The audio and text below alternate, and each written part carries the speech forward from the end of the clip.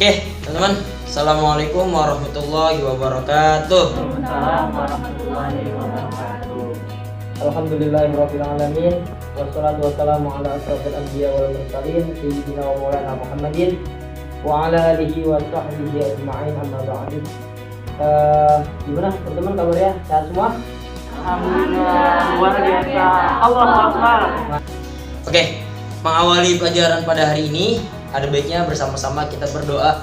Kita meminta kepada Allah Subhanahu wa taala agar apa yang kita pelajari pada hari ini, agar apa yang kita dapatkan ilmu pada hari ini, Allah bukakan futuh di hati kita, biar ilmu yang kita dapatkan bermanfaat buat kita semua, bermanfaat buat lingkungan kita dan buat keluarga kita. Al-Hadini Suratul Fatihah. Al-Fatihah.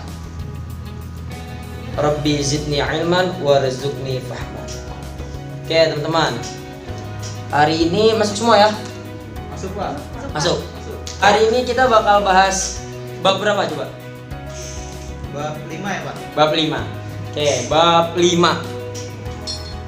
Oke, bab 5. Sebelumnya Bapak mau tanya nih. Ada yang tahu nggak sekarang ini bulan apa? Bulan September. Itu bulan secara Masehi.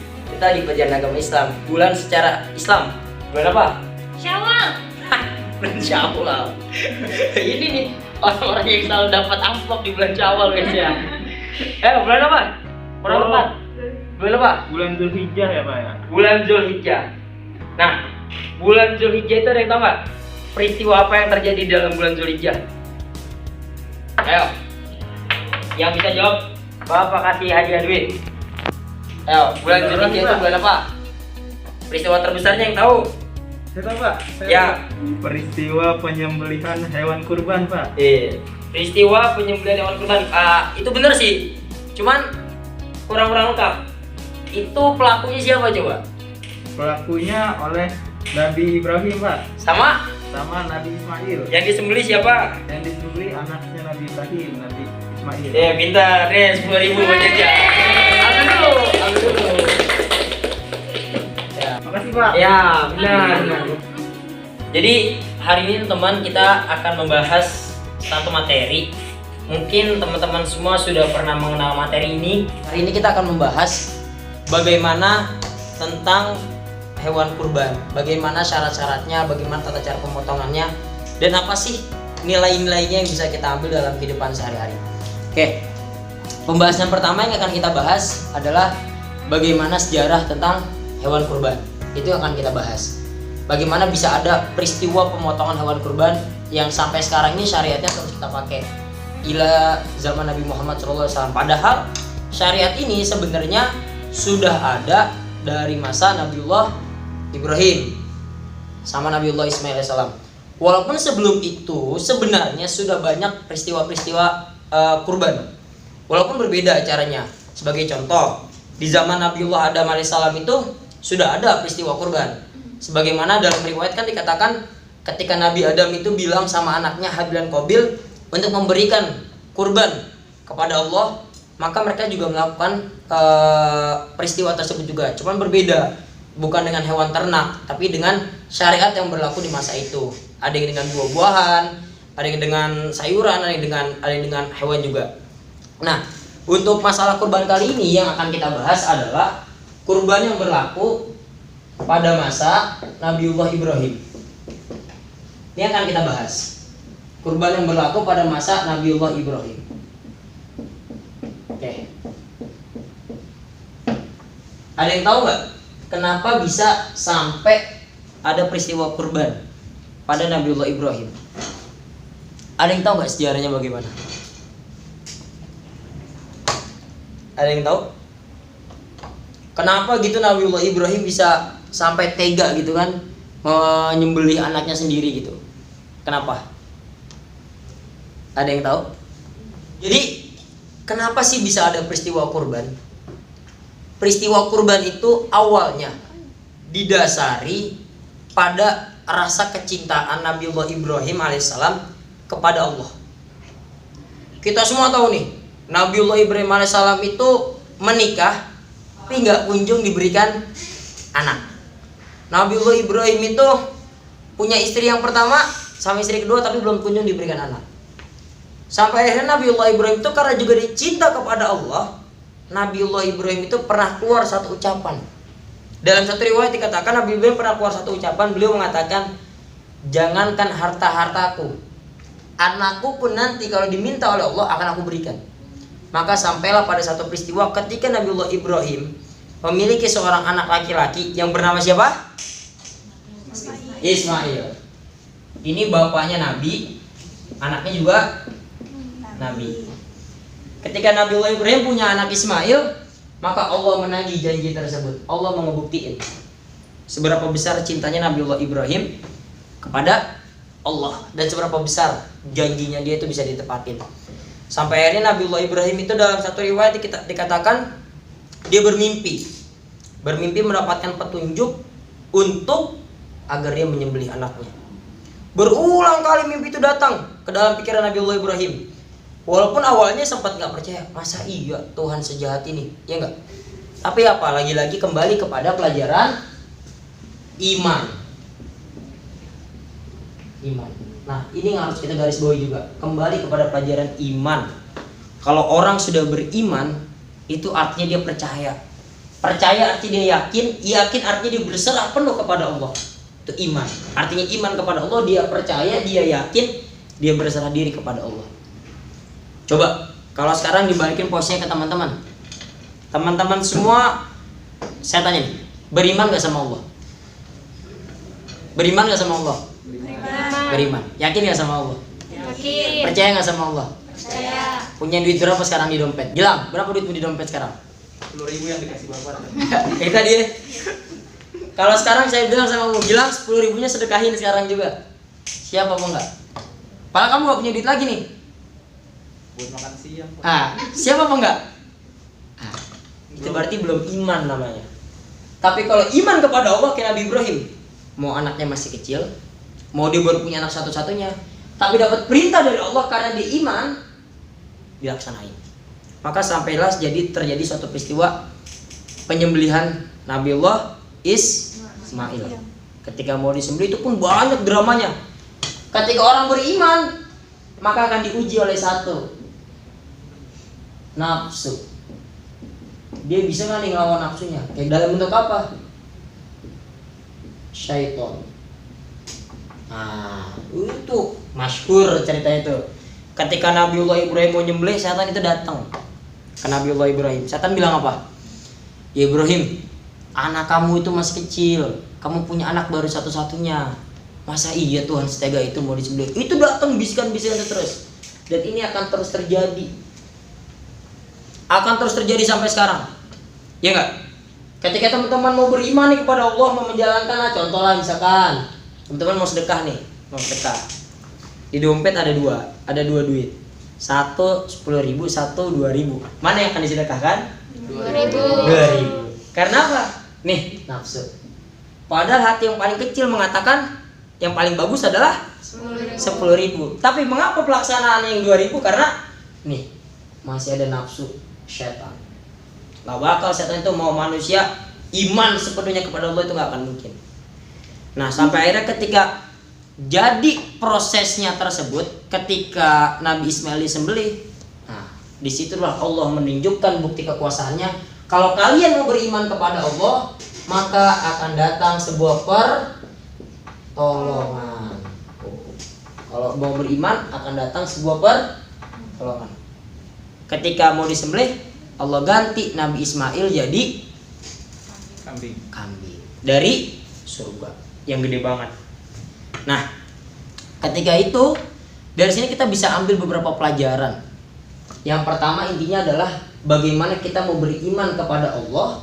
Ketika kita mau mendapatkan pertolongan Allah, maka inti pertamanya adalah beriman kepada Allah. Jadi kalau kita nanti dalam materi kurban ini bukan hanya sebatas kita mempelajari tentang bagaimana memotong hewan kurban, bagaimana sejarahnya, tapi dalam sejarah itu harus ada nilai-nilai yang kita ambil.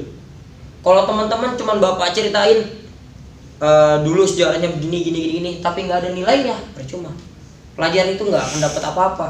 Tapi yang paling penting dari sejarah itu adalah nilai keimanan dan bagaimana Allah memberikan pertolongan kepada mereka yang memberi iman penuh kepada Allah. Oke, sampai sini paham teman-teman?